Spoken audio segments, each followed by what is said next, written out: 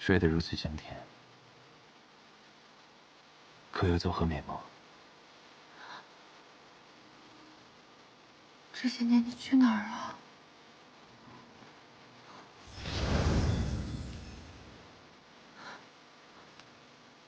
司马江，司马江，司马江！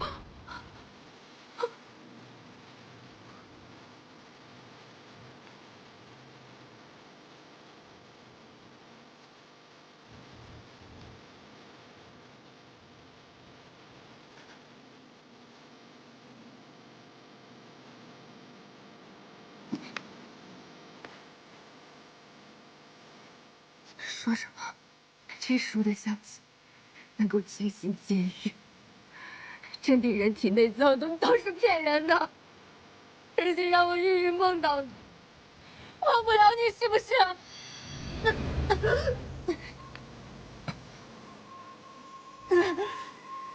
你那时也是这样长受灵火灼痛的，却常装成没事人的样子。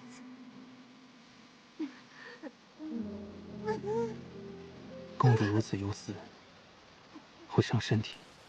当年，师祖为了净化阿燕体内的内丹，不惜燃烧自己的血肉和灵魂，将炼化的灵火注入到她体内，让她坐稳了如今这仙魔共主之位。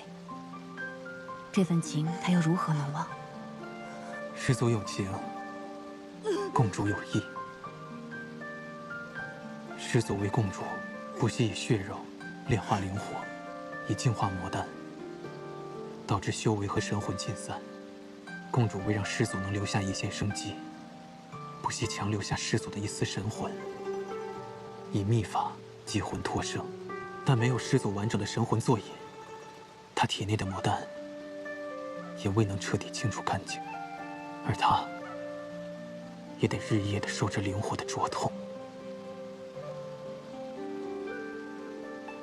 师祖的灵魂被烧得只剩一缕，而公主身边又没有找到合适的胎体融合，只能将这一缕神魂放归于天地间，自寻生路。我们阿燕如今也不知道她的师祖身在何处。国师，这碗药定要让她喝下，我们难解她心中之苦，至少可以缓解她身体上的痛苦才好。如今现世安稳，正是我曾向往许久的安宁。司马乔，若是你也在就好了。国师大人来了，我来监督你喝药。你师傅说了，这个药专门针对你体内的灼痛感，必须坚持喝才有效果。来，效果甚微，每个月总要疼那么几天。不只是镇痛，你体内的魔主内丹虽然已被压制，不过还是会经常烦闷啊。这个药能让你清新几分。快喝，听话。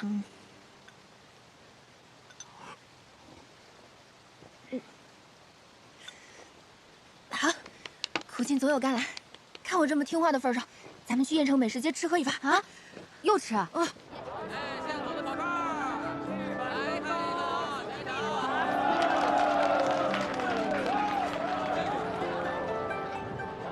你留给我的这些东西，我都很喜欢。可是没了你，再喜欢又有何意义呢？你看，你那个游学互访、仙魔共融的办法果然有效。你看如今这街上，这仙魔都亲如一家了，是不是？要不吃这家？好啊，走。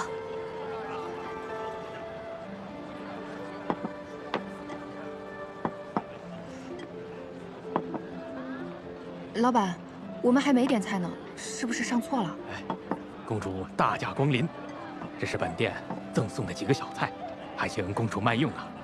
你这家店这么小，送我这么多菜，今日怎么营收？我付账给你。不，公公主，您轻徭薄赋，对我们这些小本生意的已经很照顾了，这点小菜不成敬意，您慢用，您慢用啊。我现在已经很亲切待您了，大家看着我还是一副见了鬼的样子。你要理解，毕竟您手刃了司马娇的名声在外，而且如今又融合了灵火。他谋划这些，就是为了让所有人不敢犯我。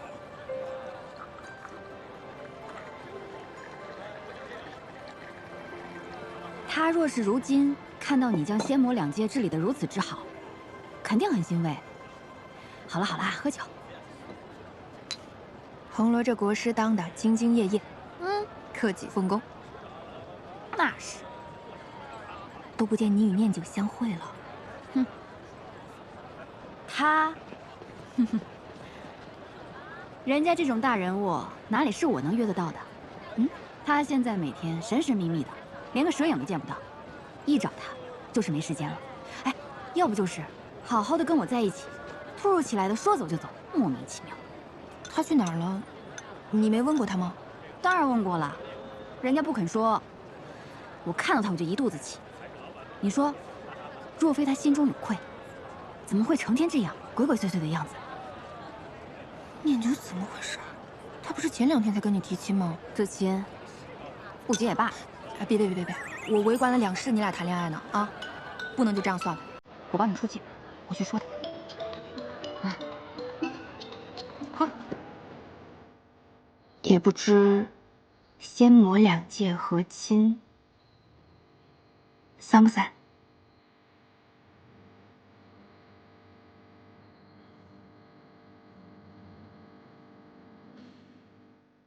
你这是在向我求亲吗？你要这样想，我也无法反驳。你敢戏弄我？那我们什么时候成亲？既然你都开口了，自然是越早越好。也不用那么快啊，我没有那么着急。是吗？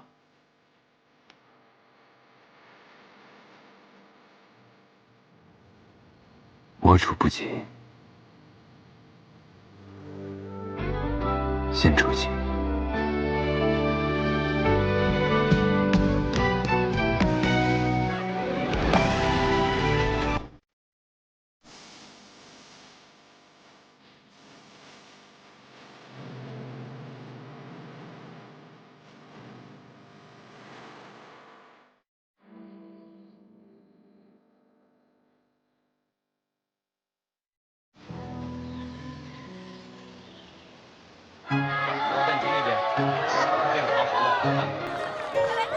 看来燕城的仙魔融合颇有成效。要是世上每一处都如此祥和，那该有多好！你倒是愈发有魔域之主的样子了。蜜粉蒸糕，清蒸鱼块，韶花肉丸、酥皮蜜果，你怎么知道我心心念念这一口的？那这是否完胜你所熟悉的美食街啊？完胜，这样我不用出门就能吃到天下美食了。你简直是我肚子里的蛔虫。大胆，竟然敢称我虫！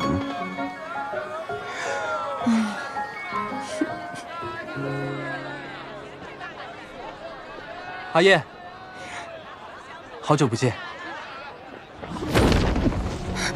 娇娇，你来做什么？阿燕的内丹无法与魔丹融合，继续下去，她会死的。我能帮她。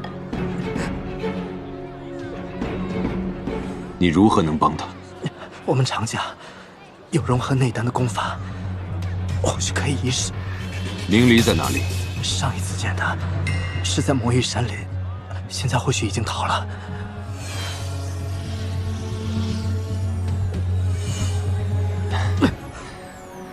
你的灵火印记怎么怪怪的？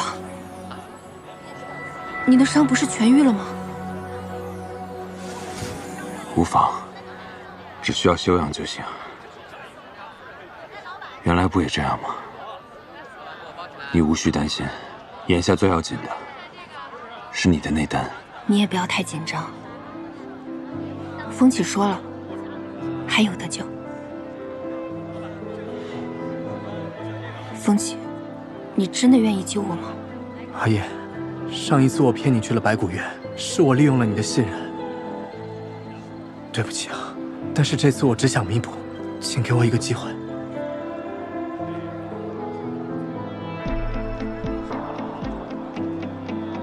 娇娇，要不再给风起一个机会吧？他本性不坏的，他只是被利用了。况且，如今唯一会洗魂的侍千驴已经死了，在你的真言之势下，他也说不了谎。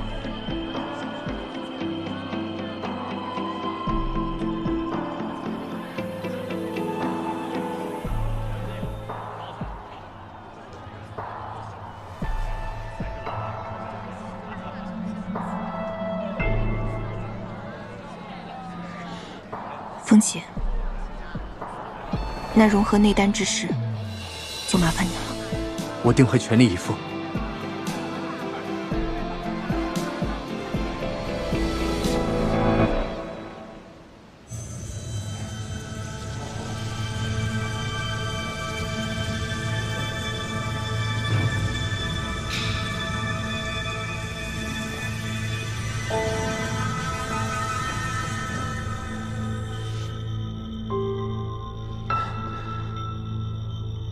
如何？并无什么不适，只是暂时稳住了，但这魔主内丹太过强劲，想要彻底的融合，还需要一些时日。我去给你熬些汤药，巩固一下。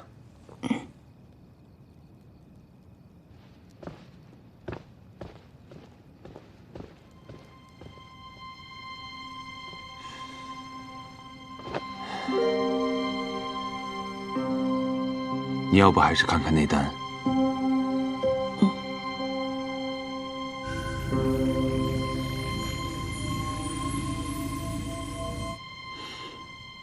两颗内丹已经开始融合了。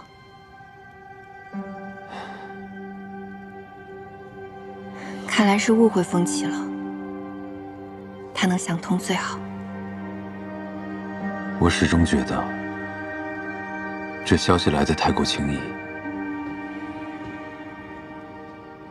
不会的，我们往后的日子都是好日子。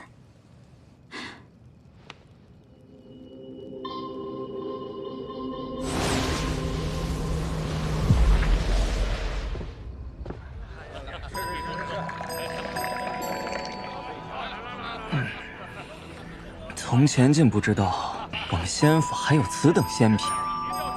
哼，这酒如何就产自你们仙府了？我们魔域也有此等美酒。真是好笑。且不说今日这宴席上的所有灵石，皆是我们师祖所寻，还有这等灵气充沛的美酒，你们魔域怎么会有？你们魔域有的，恐怕只有那装神弄鬼的巫蛊瘴气吧。你在说的是谁？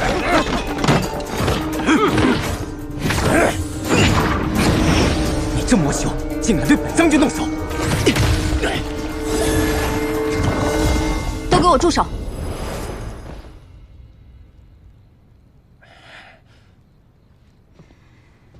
今日在燕城设宴，是为了庆祝仙魔的安定。你说你们如此行事，难道是想违背师祖，还有魔主的嘱咐啊？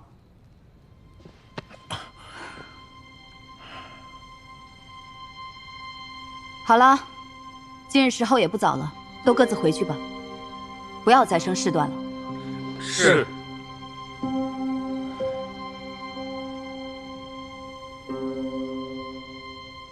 听到没有？跟我走。是，魔将大人放心，今日这口恶气，我们必定找机会撒出去。对，功臣先府有什么了不起？不过都是些道貌岸然的绣花枕头。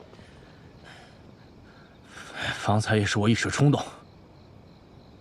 主上守夜不易，让他过2天安生日子吧。若真想在先府面前扬眉吐气，就他娘的带着自己那1亩3分地的子民活出点样子来。走。是。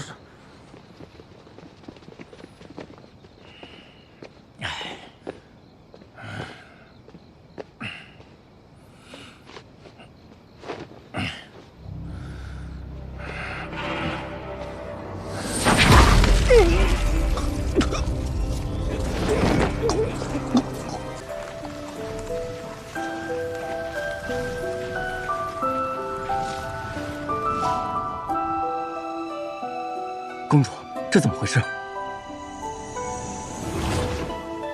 是师祖和师祖娘娘。司马娇居然没有死，我们的魔主怎么会变成他们的师祖娘娘？我就说，他根本诛灭不了灵火，还跟司马娇勾搭上，你们还要认他当魔主？战争毕竟不是长久之计，我与先府师祖已经商议好了，他会为我们解决魔族缺乏灵脉修炼的问题。此话当真？好事啊，太好了！这对我们魔域来说，可是可遇不可求的大事啊！太好了！有一条规矩需要遵循，只要魔域之人不再挑起仙魔2界的争端，便能同仙府之人一样，靠着灵脉增长修为，从此便不必寻求那些邪魔歪道、吃人取丹的术法。太好了！若有不知好歹的挑事者，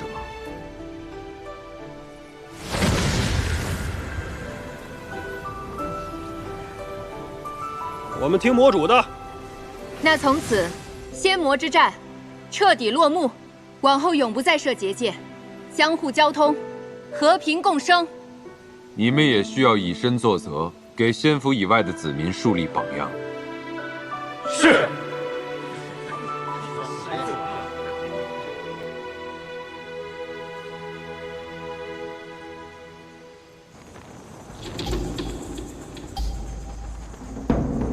彼岸究竟去了何处？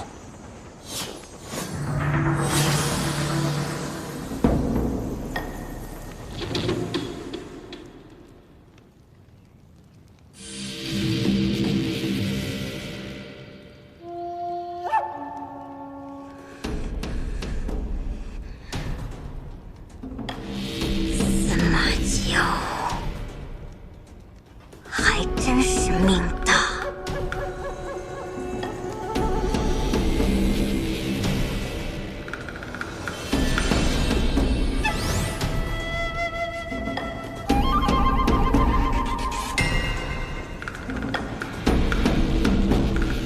是凤山血脉的踪迹，找到了。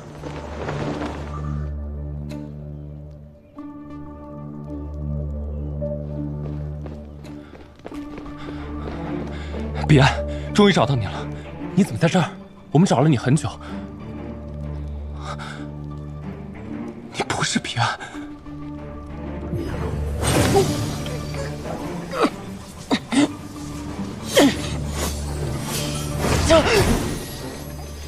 你倒是忠心，都死到临头了还想着报信。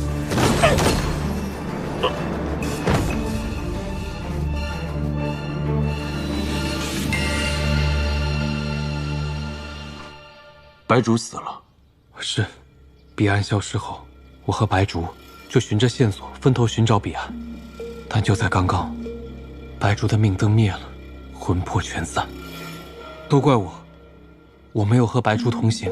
最近仙魔2界的纷争才刚刚平息，眼下各处都很混乱，还有不少想要夺取仙府子民内丹的魔修。彼岸没了防护法罩，他的血气很快就会被幽炎的残魂寻到。从他无缘无故的失踪和白竹之死来看，恐怕幽炎已经找到了彼岸，想借彼岸之躯复生。这么说来，白竹之死就是幽炎造成的。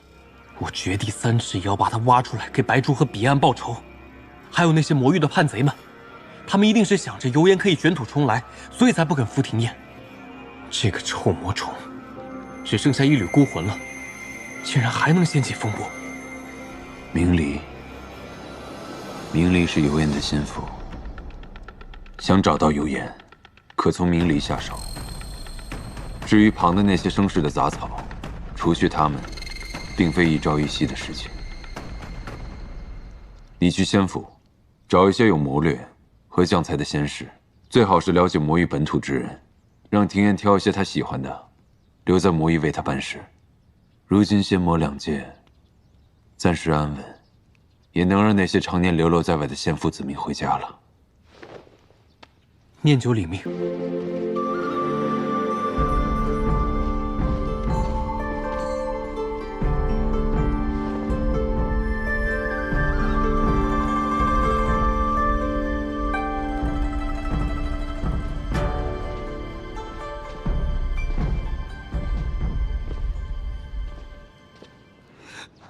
师傅，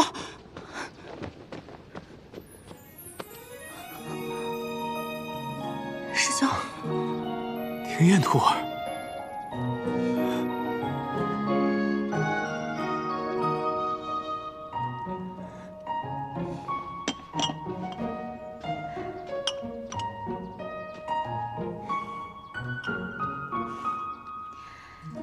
你这是在给自己准备嫁妆？对啊，司马教说，为了方便我们日后见面，给我打造了一座雁城，秋叶带山，寒沙迎水，带营山到孤群山脉为止，都属于我了。他送我这么一个大礼，我也得还他一个才是。我想来想去，送他一个求亲最好了。真是女大不中留啊！我看，那条黑蛇也是个留不住的。怎么了？你不是给穆尼生一个将军做吗？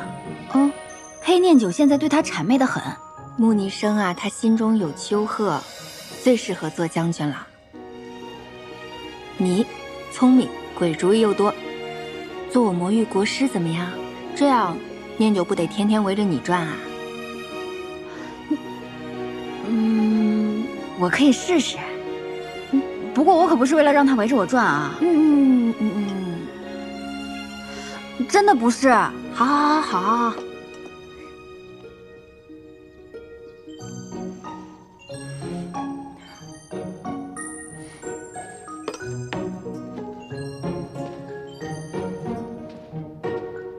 我找红罗。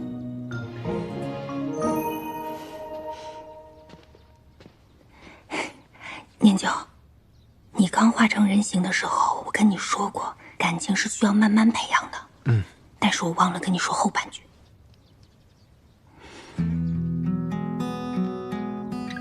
当感情培养的足够多的时候，该决断的时候，你就要当机立断，不要错失良机。加油！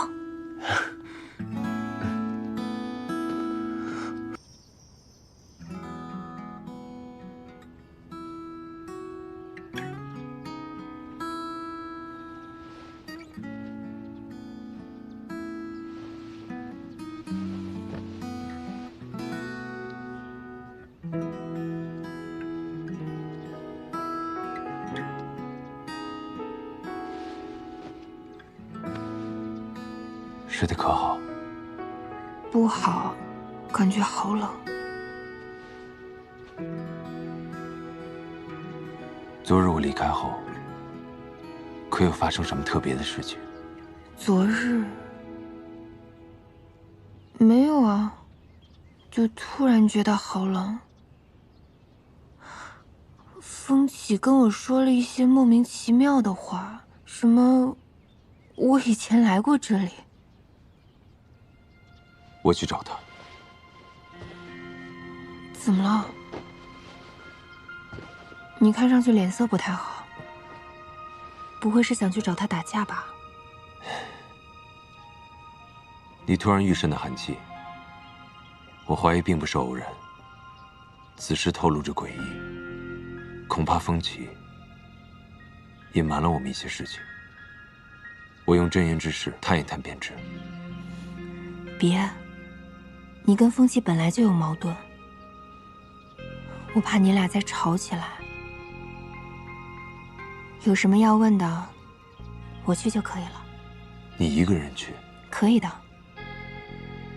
放心。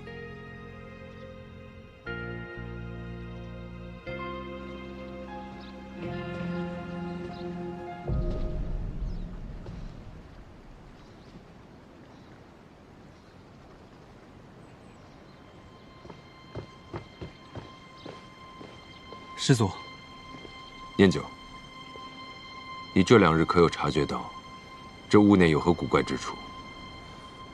哦，我上次和红罗发现苏长青在为庭砚修饰花草，这有些多此一举不说，他们还担心庭砚不满意，怕庭砚怪罪。可庭砚明明就不是那种刁钻的人啊！况且这苏长青作为庭砚的师兄，未免有点太不了解他了吧？你暗中再去那一带探寻一番，看还有何益处。可师祖之前来的时候，不是用真言之事试过他们没有问题吗？的确，真言之事虽然能让人说出真相，但也仅限于让他人说出他们知道的东西。弟子遵命。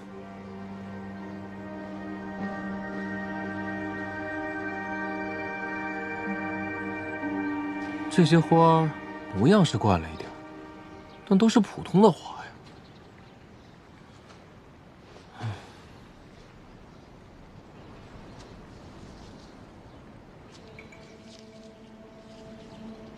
这些枯枝野草要经过一番修理，才好作为送给师祖娘娘的礼物。他们究竟想掩盖什么秘密呢？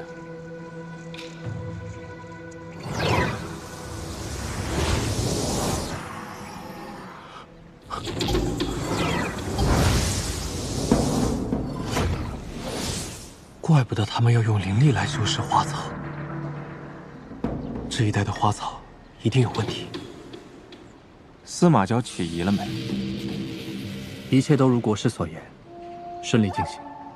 那便最好。国师，我信任你不会伤害阿燕，所以才按你计划行事。阿燕的记忆会恢复的吧？那是自然。此事于你于我都是有益无害。眼下进展还不错，风少爷只需要找机会，向尸燕提出那绞咒的代价即可。到时他自会解除绞咒。我知道。有人来。阿燕，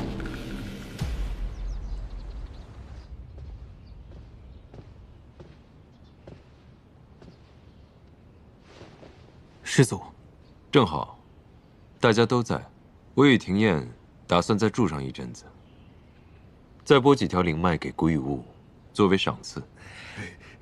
师祖，这是说的哪里话？这赏赐太重，我等受不起。有何受不起？当年在仙府，我也曾拨给过你一条灵脉。此事，师祖当年对我多有照拂，此等恩情，定当没齿难忘。弟子定时刻铭记师祖恩情。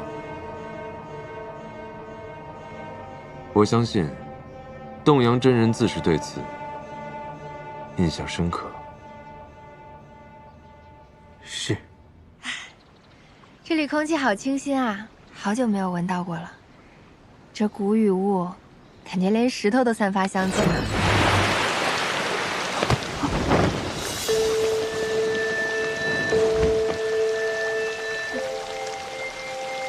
我这是用力过猛，把石头给拍漏了？怎么可能？这瀑布与你是从小到大的情谊啊！这些年你不在，它也便渐渐凝于石中。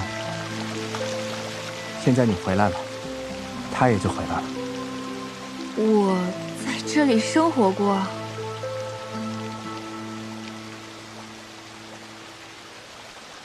这片湖，便是你从小长大的地方。我又不是鱼，怎么可能生活在水里？你可是想起什么了？想起什么？阿燕，你本是一条寒鱼，也正是因为如此，你才会有极寒之体。你是不是认错人了？我不会。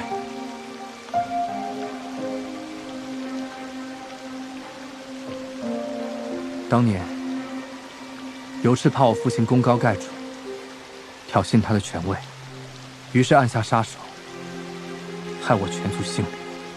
后来国师明离，见我有一息尚存，于是偷偷将我扔在这片湖里，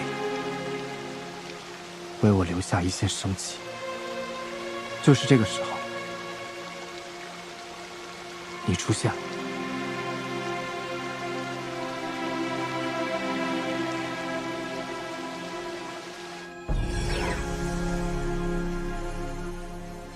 庭院那边，不知情况如何？可是你说的，我没有记忆。但我不会忘。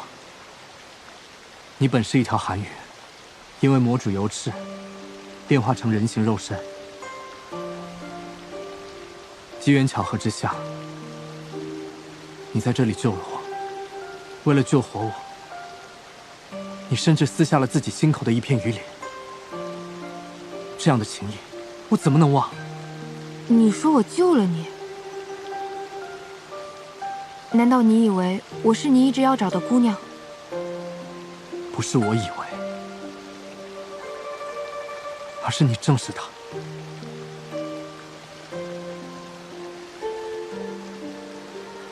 对不起，我不是你要找的人。没关系，你可能只是没想起来。等你在这里多留几日，很快你便能将过去的记忆找回来了。你是说，这里能让我恢复记忆？没错，这也是我长久以来的心愿。难道说，风起是特意引我来此，为了让我恢复属于寒鱼的记忆？你能想起司马交，也定能想起我。这不是一回事。你要找的人，恐怕在很久很久以前，便已经魂飞魄散了。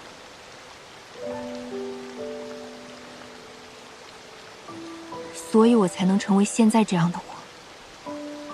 那些记忆我不会有的。这样说，你能明白吗？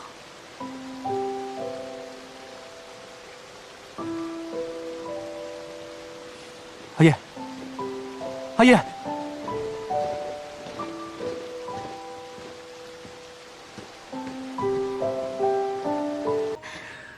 跟我来吧。你们看那些人，这外面的人都是怎么美、怎么仙、怎么来，可是这些人看上去挺惬意的，真是个适合隐居的好地方。彭林回来了，带了这么多客人呀？回来了，他们可是咱们的贵客啊！啊，请进，请进。来，几位，这边。你来这儿玩。你看这个。哇，这里的花好好看。是啊。哎，长这么高了，我看看你，走，你也长，走，我们去这边。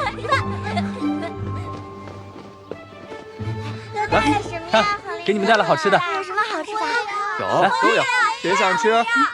看风起这一副如鱼得水的样子，你看他根本就没把你家师祖放在眼里。这风起一到孤云部来，就一直在庭燕面前表现。师祖，我们带庭燕走吧。这时候才不能走呢，这时候走了，不就摆明了在向风起示弱吗？懂不懂啊？你不懂就别瞎出主意。郭子，来，我们一起玩。好吃吗？好吃，好吃，是吧？别急，还有很多呢。你的，来，这还有，拿好啊。庭燕徒儿，这个给你。拿这个。慢点吃。竟真的是你！来，我给你擦擦。您就是我师父哈。这才短短18载，已经将师父我忘了。对不起啊，我之前出了点事儿，以前的事我都不记得了。廖师妹难道也忘了师兄我吗？你过来帮帮我呀，说句话。弟子与庭燕徒儿久别重逢，甚是激动，竟未发觉师祖也驾临此处，有失远迎。之前弟子与门人走散，携长青徒儿逃亡至此，没想到有朝一日还能再见师祖。东阳，发生何事了？几位物主，我把慈藏道君和他的道侣请来了。拜见慈藏道君！拜见慈藏道君！慈藏道君是谁啊？我也不知。慈藏道君远道而来，可是有要事要办。我只是陪庭院来度假的，不必如此惊慌，请起吧。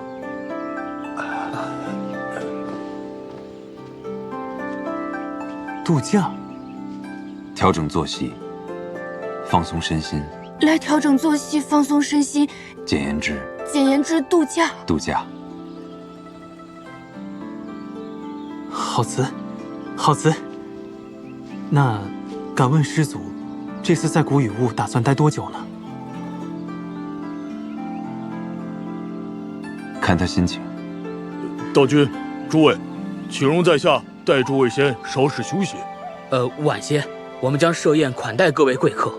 不过古雨雾不比外界，只有些普通的蔬菜、水果和牲畜，招待不周，还请各位贵客见谅。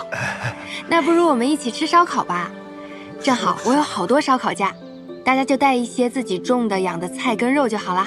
既然徒儿说了，那便召开烧烤大会吧。师祖，您意下如何？听师祖娘娘的。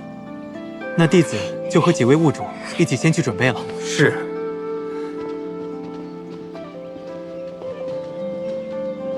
你这人也太浮夸了吧！你在这里稍事休息，我去交代几句，随后便回。好了好了，走吧，我们去玩。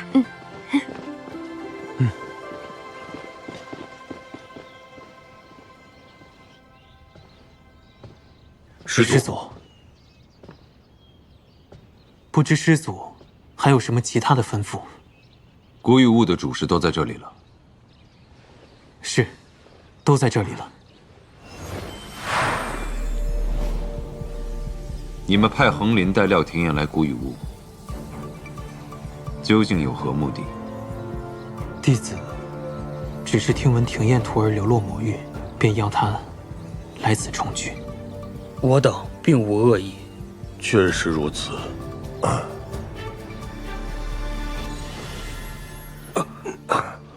师祖与师祖娘娘身份特殊，谨慎些也是好的。古雨雾这等地方，能受师祖和娘娘的青睐，是我等之幸。那便劳烦各位多加关照。我等必将全力照料各位贵客。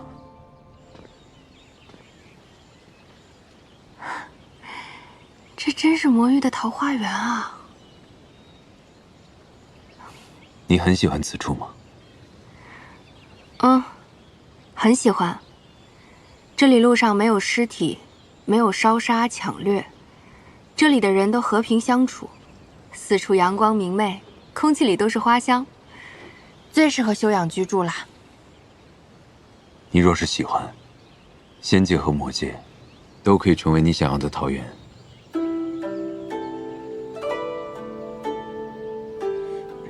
少给我画饼。眼下能在古雨雾好好度假，我已经心满意足了。我的天命就是，我注定会过上闲云野鹤、吃喝玩乐的日子。你越来越像从前了。从前什么模样？总爱胡言乱语，不能劳累，但能吃能睡。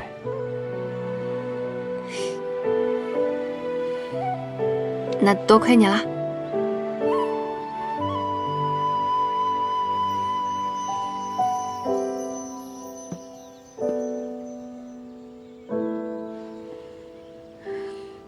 这是什么啊？打开看看。还要吃这么多吗？那这吃完，我修为不得长得顶破天去啊！不能这样，这样你的血都不够流的了。这些只是尝个味道而已，无需用血。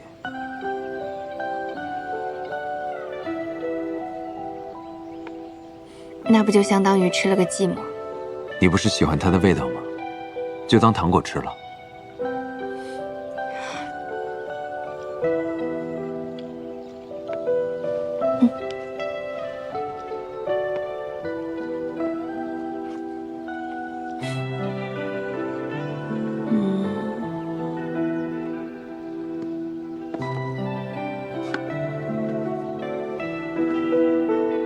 吃吧，吃完了让他们再做便是。糖吃太多会苦的，慢慢来，才比较有味道。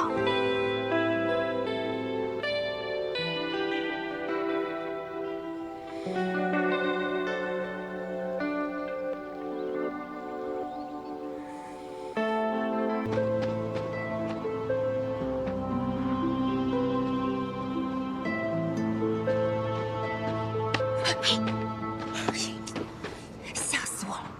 你俩怎么来了？我出去找到我爹，弄清楚真相就回来了。你都走了，我们留着干什么？现在关键是，咱要怎么走呢？依我看，用灵术飞出去。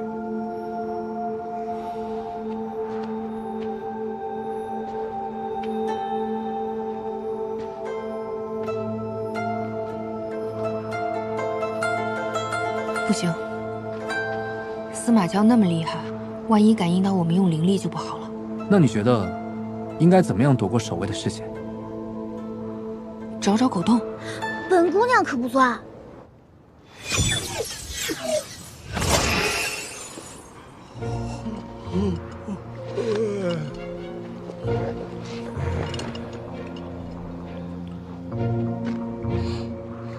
没想到在师祖手底下办事儿，也敢这么偷懒。天助我也！走，走。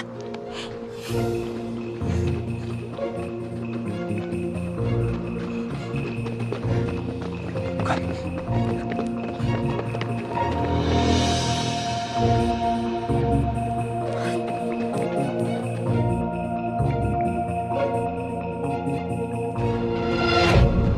风起将那韩瑜从司马娇身边带走了。是，我们的人一直都在关注着风起的动向，亲眼看着风起带着尸燕还有一个小童住进了真实楼。安排下去，正是我们下手的好时机。是。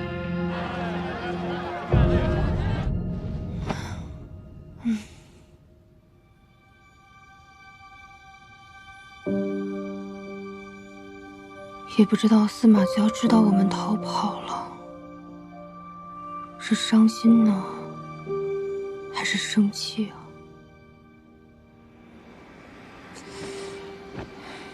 算了，自己的事儿都没搞明白呢，还担心别人。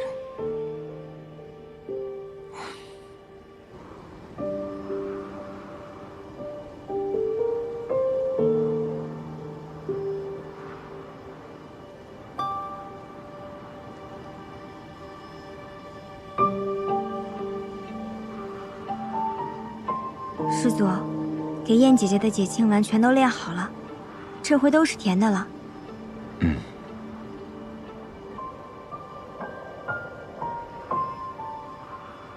可是如今燕姐姐走了，这些丹药该如何给她呢？你先退下吧。是。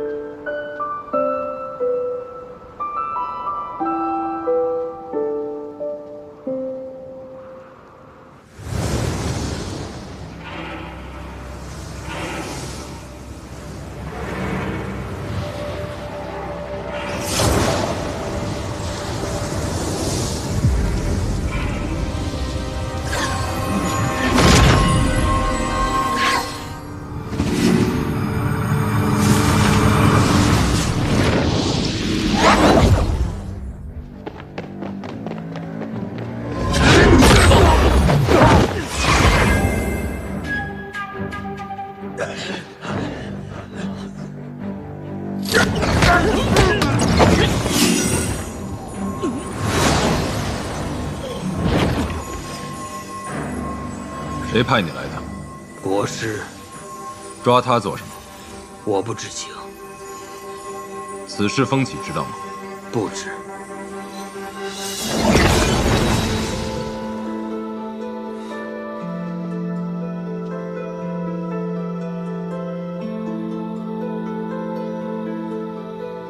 魔域的国师抓庭燕做什么？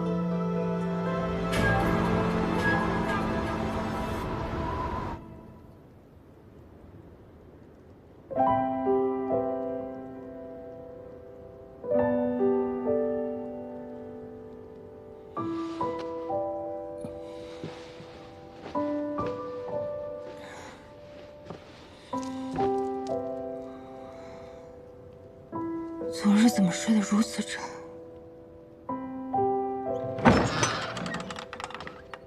因为有人给你们施了昏厥的术法。彼岸，我怎么又回来了？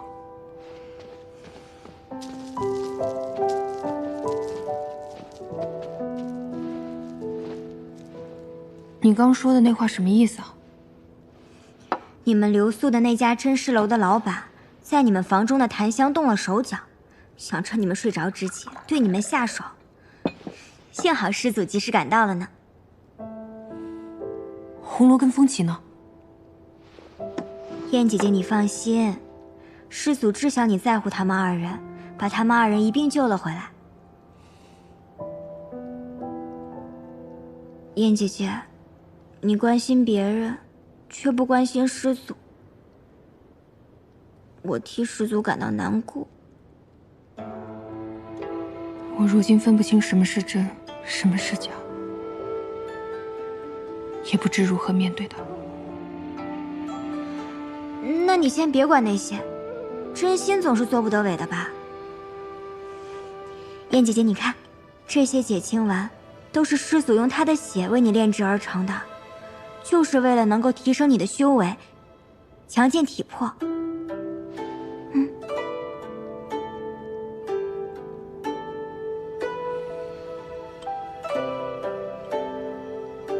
司马教应当知道，我若提升了修为，便能进入灵府知悉当年真相。他竟不怕我知晓吗？若司马教说的是真的，我爹说的岂不是假的？那我这10几年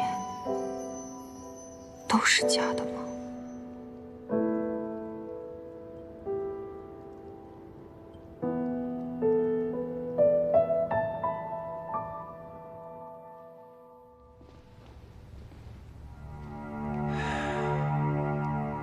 廖廷燕身上居然还有那等防御法器。是啊，此法器还有司马胶的灵力，想必定是那司马胶将自身的护心骨融入其中了。国师啊，若是此物在，即使接下来风起将他带到我们身边，我们对他也束手无策呀。那等法器，非旁人能轻易摘取，得想个巧妙的法子，让廖廷燕自己将那脚镯给摘下来。诗千缕那边情况如何了？回国师，我们查明，诗千缕曾对其妹施以洗魂术，把人送去司马胶那里使了一招离间计，却似乎未能得手。洗魂术，他竟善此独门秘法。他现在人在何处？暂避一偏僻宅中躲藏度日。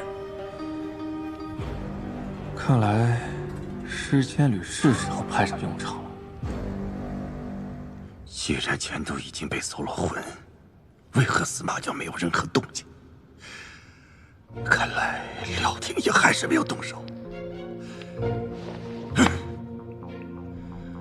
这个没有的东西，难道我们施家真的要穷途末路了吗？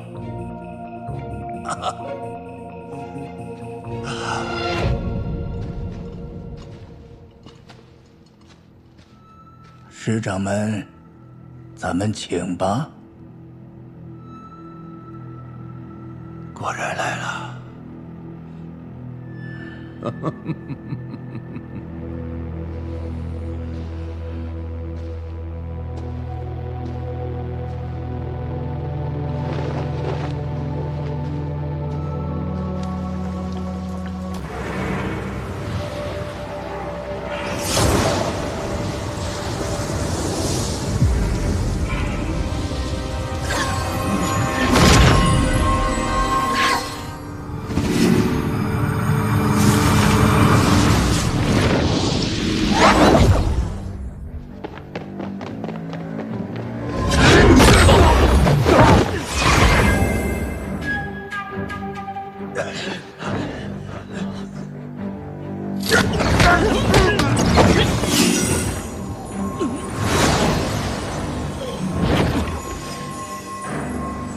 谁派你来的？国师。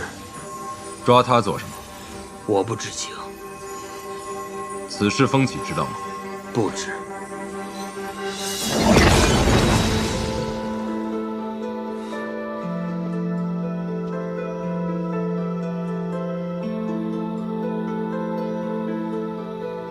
魔域的国师抓庭燕做什么？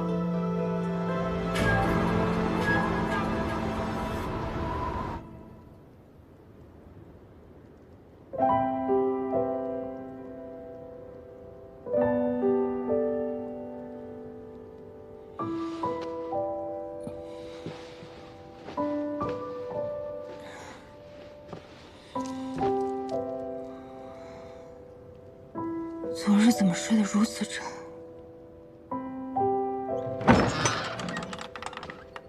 因为有人给你们施了昏厥的术法。彼岸，我怎么又回来了？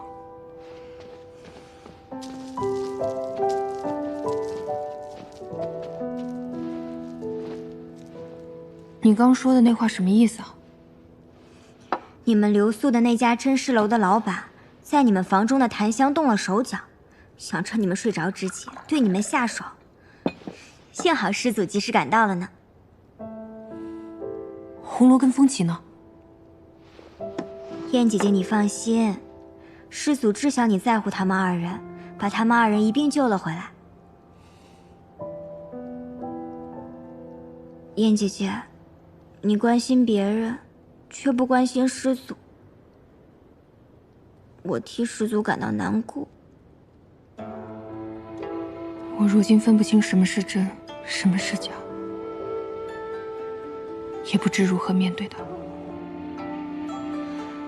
那你先别管那些，真心总是做不得伪的吧？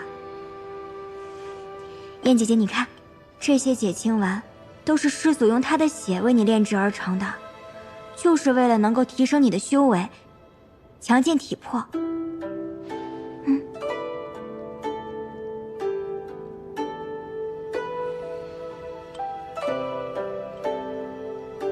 司马教应当知道，我若提升了修为，便能进入灵府知悉当年真相。他竟不怕我知晓吗？若司马教说的是真的，我爹说的岂不是假的？那我这10几年都是假的吗？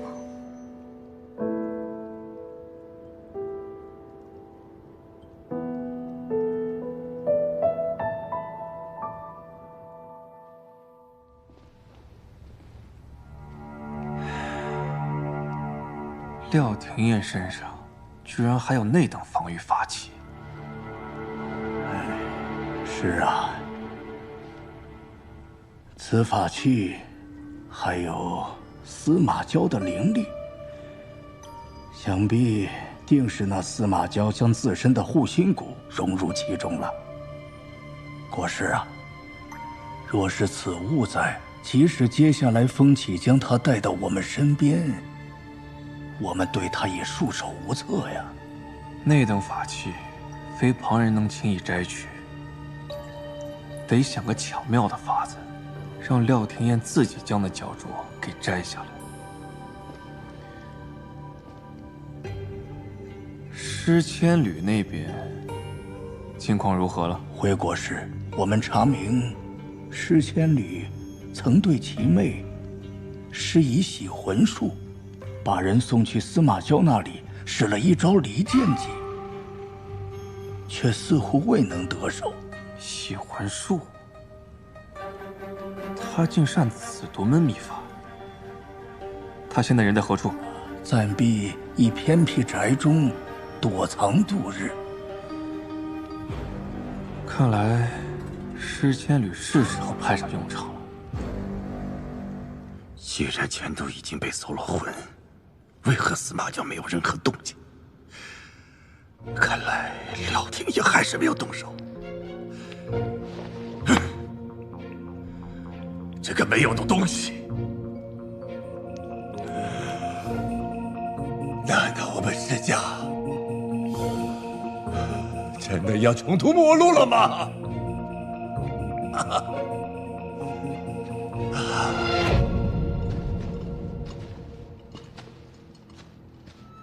师长们，咱们请吧。果然来了。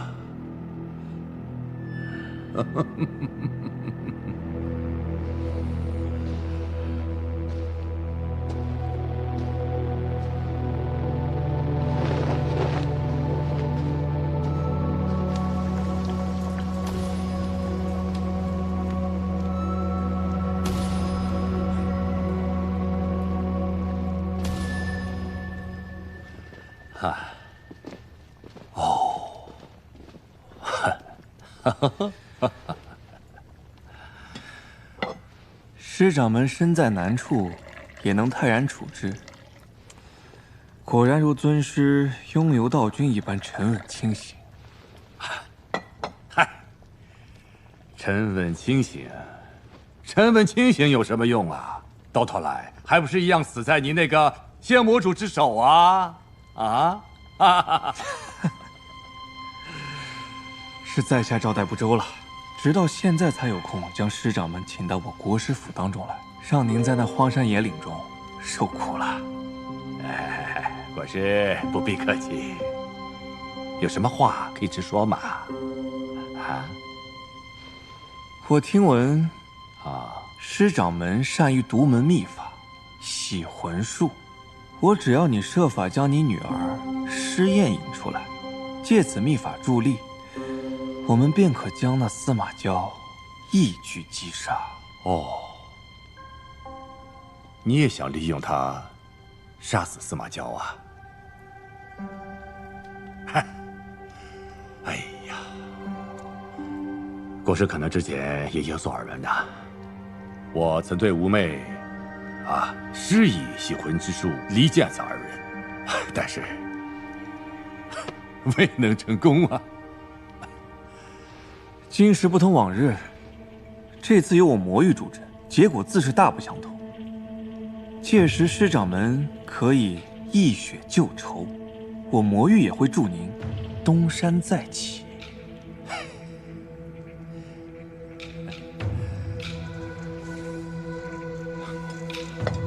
国师，引他出来倒是不难，但得要有个人做饵啊。好。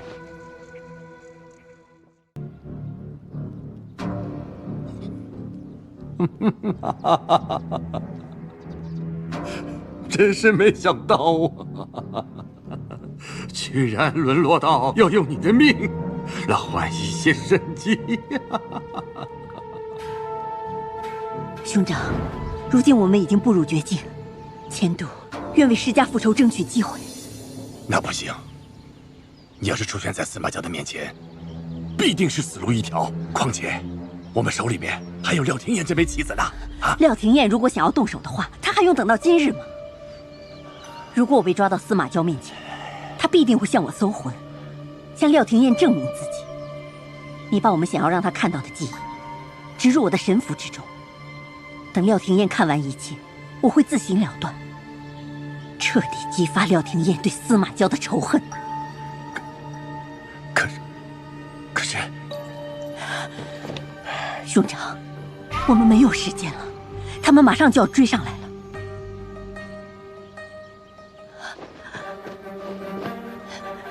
千度在此，拜别兄长。待石家大仇得报之日，望兄长托以清风告知。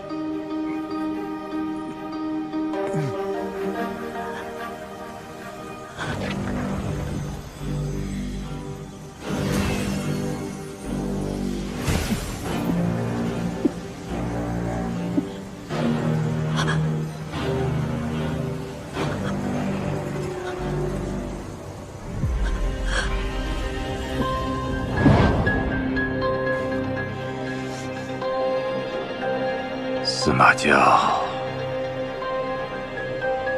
我会让你死在你心爱的人手里的。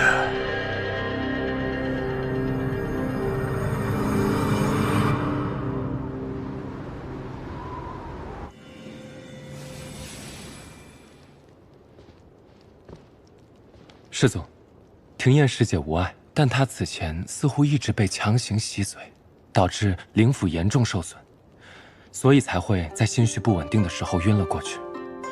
师祖作为师姐的道侣，可以尝试进入她的灵府之中，亲自为她修复。她如今还并未接受我，贸然进入灵府，只会伤了她。用我的血为她医治。师祖，您现在的伤口比之前更加难以愈合，若是直接取血的话，如今师姐灵脉淤堵，若是直接用您的血，可能会造成反噬，需制成丹药服用。我听说东城有不少厉害的炼丹师，或许我可以向他们寻求帮助。我为你寻来全城的炼丹师，丹药务必炼成，但药定不能苦。是。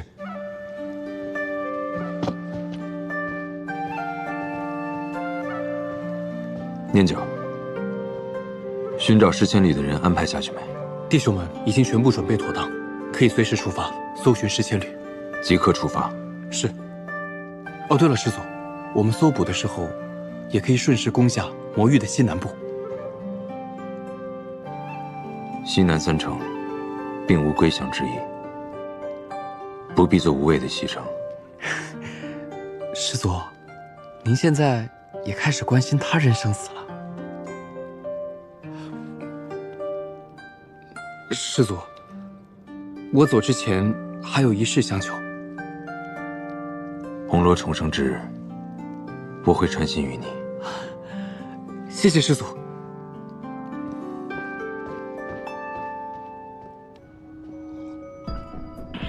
凤七少爷，走吧。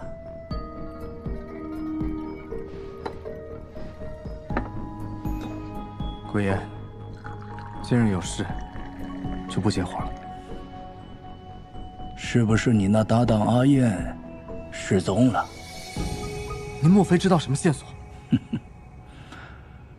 近日，东城之魂师一族有人被杀，我听闻凶手已被擒至刚刚接管东城的先府之人司马娇的面前。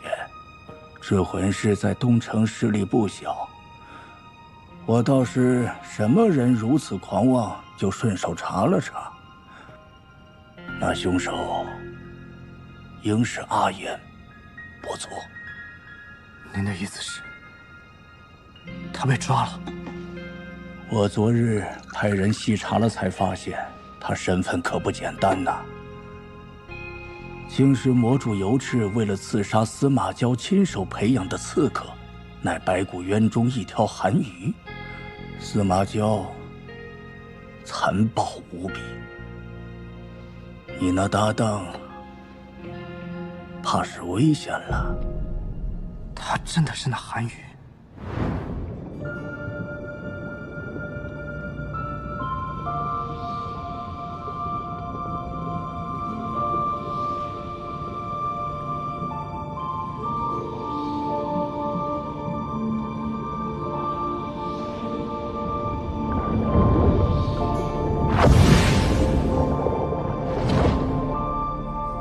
我险些忘了，国师当年救下你的地方，应该就是白骨渊呐。想来你与那韩瑜还是旧相识吧？原来阿燕真的是我一直找的那个人。风起少爷，当年令尊常大将军随仙魔主游岩，为魔族大业出生入死，并将油翅亲手养大，竟落得个鸟尽弓藏、被打入九幽炼狱的下场。你既选择了隐居在这鹤仙城，就是不愿再牵扯于任何的权力之争。可不要想不开，与那司马交做抵抗啊！难道我就看着他去死吗？风起少爷，还是想开一些吧。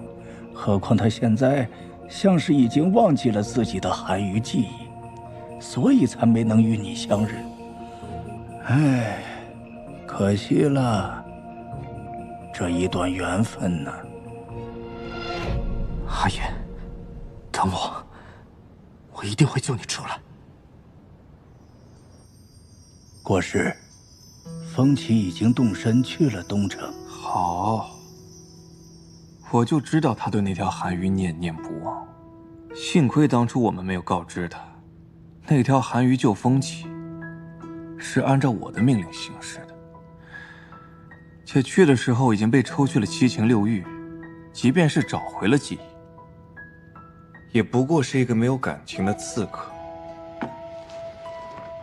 如今凭着他对那条韩鱼的执念，或许可以将廖廷彦从司马交的身边带出来。那国师可要将廖廷彦的下落告知魔主？你觉得他在乎吗？属下多嘴。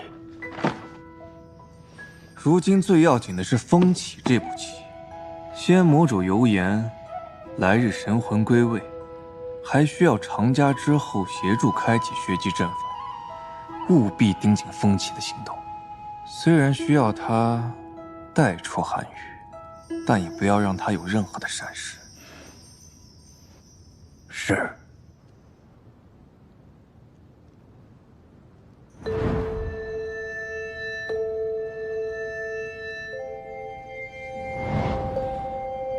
司马交没必要骗我，他大可以直接杀了我。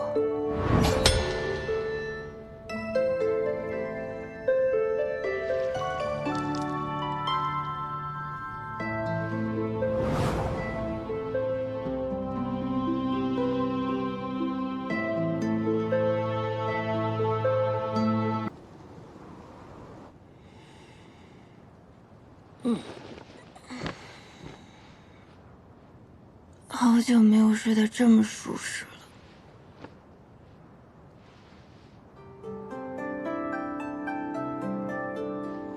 我去，我怎么在敌方阵营睡这么安稳？不过不用被逼着吸髓和报仇的日子，可真好。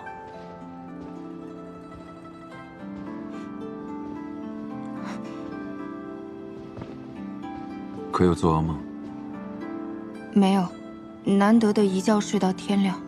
从前稀松平常的事，如今已变成难得了。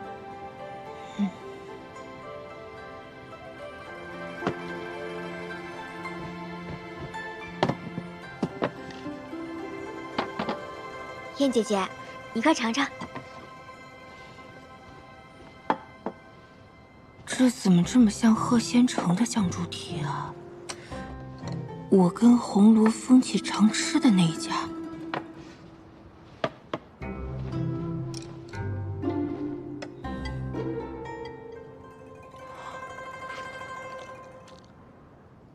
居然真的是。你喜欢这个？主要是平常常吃，看着就很亲切。彼岸，嗯，你可还记得做这个的厨子？记得。此人可靠吗？嗯，带进府里的人，念九哥哥通通排查过的。我这就把他带来给世子看。老是有种偷了人家男朋友的感觉，但我又不能说我是穿越来的。这是什么狗血替身剧本呢？万一司马娇得知真相，把我灭了怎么办？其实也不用专门给我找厨子，等红罗复活，我就带着他离开了，不叨扰你了哈。你要去哪里？回到施千里身边。啊，虽然你跟他有仇，但那毕竟是我爹嘛。我呢，就打算带着他和红罗找个好地方，好好的过下半辈子，也不出现在你面前了。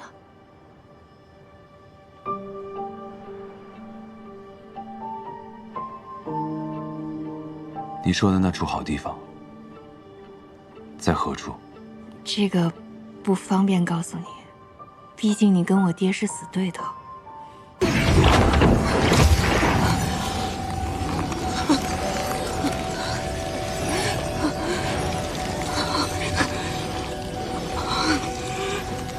果然奏效，只能到此。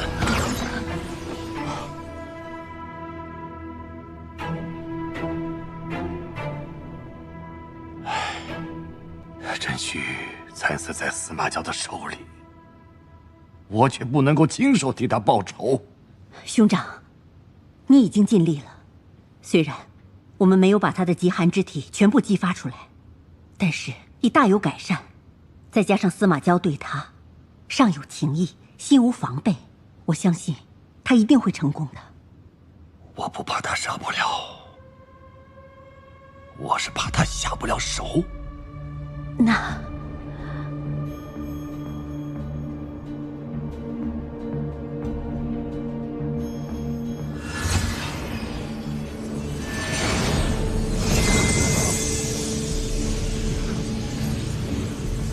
有了这道梦魇咒，望他能够下定复仇的决心。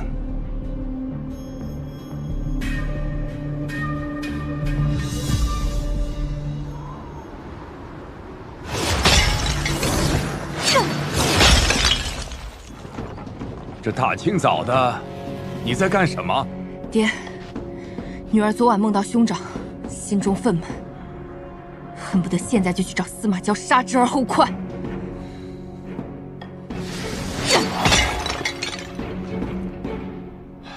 为父的努力，总算是没白费啊！爹，女儿现在功力大涨，恐怕会伤到你，可否让女儿出去输出筋骨？去吧，莫要在外边搞出事端来，早点回来啊！知道了。看来是让我糊弄过去了。昨晚这噩梦，怕也是爹的手笔。他满心满眼，都只剩报仇了。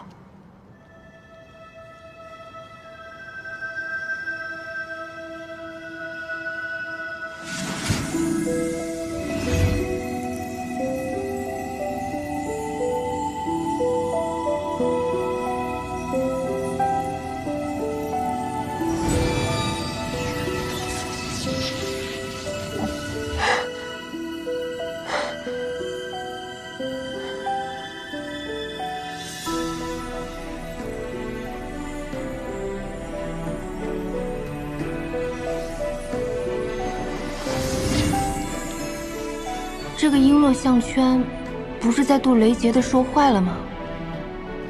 怎么还比之前漂亮了？这件法器可以抵御所有人造成的伤害。停业！停业！停业！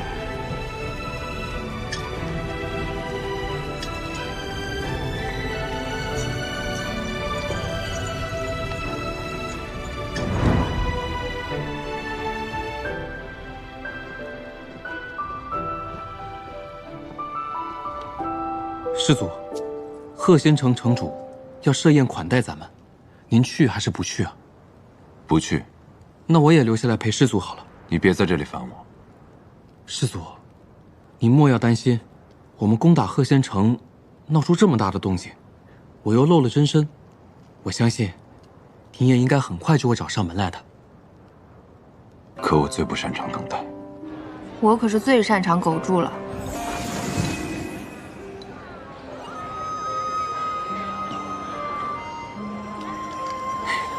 简直想现在就带我爹去古雨屋躲风头了。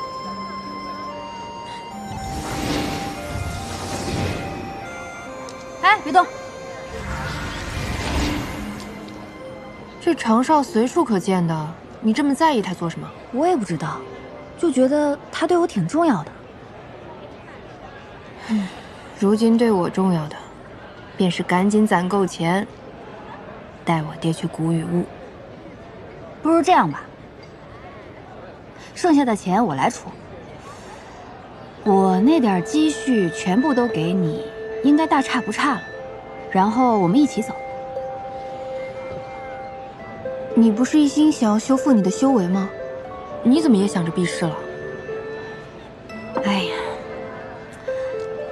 在这个声色犬马的地方呢，提高修为只是为了自保。况且，若不是我身子骨弱，我是不会留在这里的。你要是把赎身的钱给了我，怎么离开这儿？那攻过来的东城城主不是一条黑蛇吗？只要搞定他，我看到时候谁敢阻拦我离开这胭脂台？行，我这就去说服我爹，这钱我日后慢慢还你。跟我说这个生分了不是？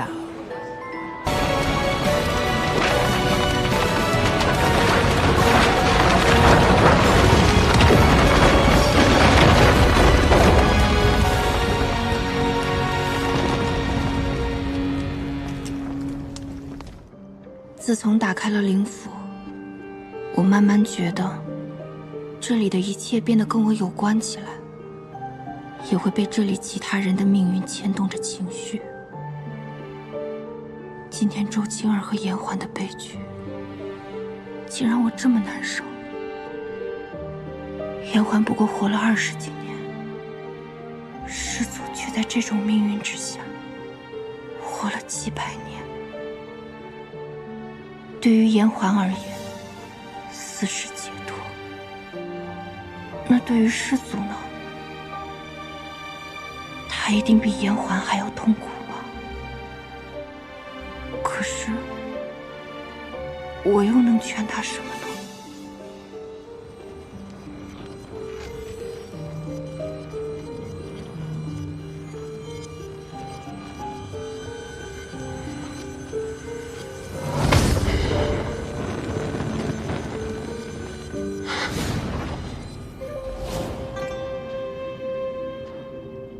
杀了他！杀了他！杀了他！便能结束你这悲惨的命运。不要！不要！他的命是我跟随宣府的，我的给我！给我！